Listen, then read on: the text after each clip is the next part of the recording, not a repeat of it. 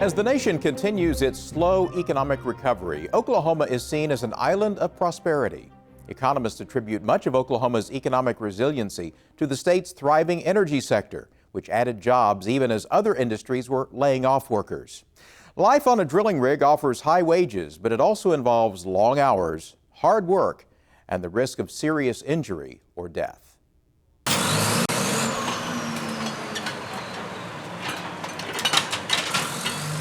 Oklahoma is enjoying the benefits of a booming energy sector. Employment in the oil patch is high, fueled by innovations such as horizontal drilling and hydraulic fracturing. According to the Oklahoma Employment Security Commission, the mining sector, which includes the oil and gas industry, added 5,000 jobs in the past year. For those who work on an oil rig, the appeal is obvious. Where else are you going to go to make 20 some odd dollars an hour, and be able to take care of your family? And a lot of guys that are here, they come out here working, they don't have a college education. Now, some of them don't even have high school educations, but they're doing quite well for themselves. They're taking care of their families, they have nice homes. Jerry Hamlet is a safety engineer for the Dan D. Drilling Corporation in Lamont, Oklahoma. The company operates several drilling rigs, including this one in northeast Oklahoma City. Richard Hulls is the pusher, or crew boss, on this rig. He says the pay for roughnecks, about $20 an hour starting out, is good, but there is a downside. You're away from your family. You're outside in the elements. If it's hot, 110 in Oklahoma, you're out on the floor working, oil, no air. Wintertime, you're out there in the freezing cold and rain. The rig runs 24/7. Roughnecks willing to put in the long hours required can gross more than $100,000 a year. Holt's job requires him to live on location at the well site for 14 days at a stretch, followed by 7 days off. His crew will work 12-hour shifts, or towers, on a 7-day on, 7-day off schedule.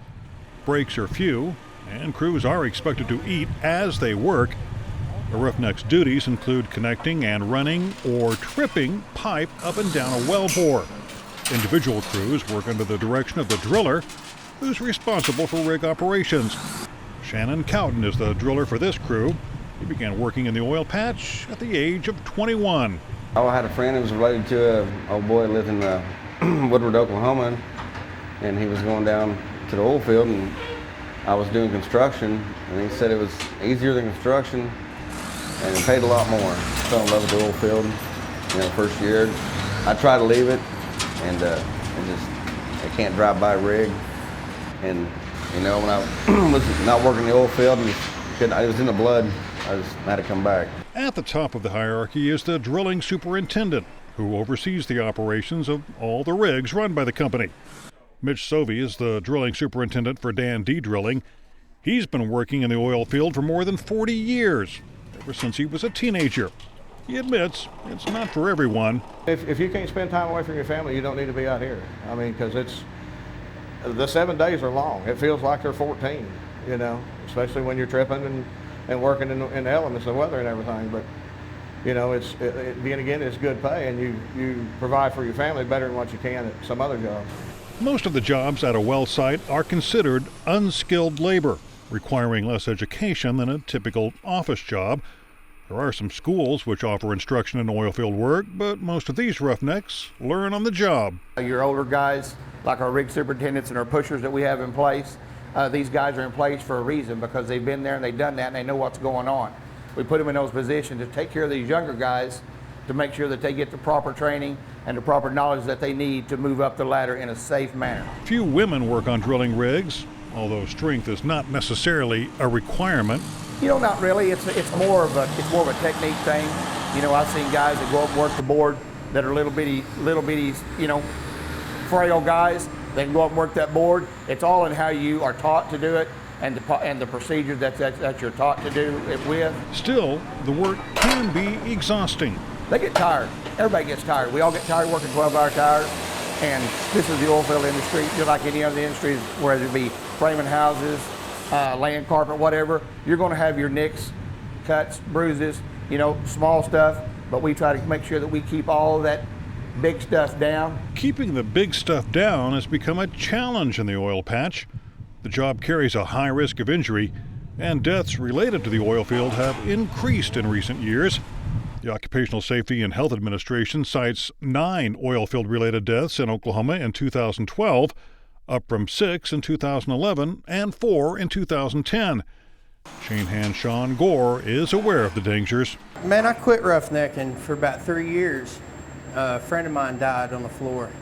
Yeah, I didn't want no part of it anymore. Gore returned to oil field work, but says he's a lot more careful now. I try to watch what I do, you know, try to watch everybody else as much as I can. Yeah, you got to watch everything. Everything out here will hurt you. Rocky Waller with the Oklahoma Safety Council says the high demand for labor means a large number of workers are starting the job with no experience. While more companies are offering training in oilfield safety, the highly competitive nature of the industry means many companies are looking for shortcuts. Or the company says, I can't afford to have my people out in a classroom that long. They need to be on well site. This is a 4-hour program. Can you do it in 2? And that happens a lot. Drug and alcohol abuse is another factor contributing to the increased injuries and deaths. You got to consider most oilfield crews work 12-hour shifts. 14 days in a row, sometimes more. So energy drinks, pills that will help you stay awake, help you keep going. Hamlet agrees drug use is a growing problem. It always goes on until I find out, and then there's zero tolerance. It's going to happen. Not only at this company, every company has a problem with it. It's going to happen, but when we do find out that it's happening and we get made aware of it, we have a zero tolerance policy. Oil and gas companies are increasingly turning to random drug tests to weed out abusers. Waller also cites a need for more monitoring of well sites to ensure compliance with safety procedures.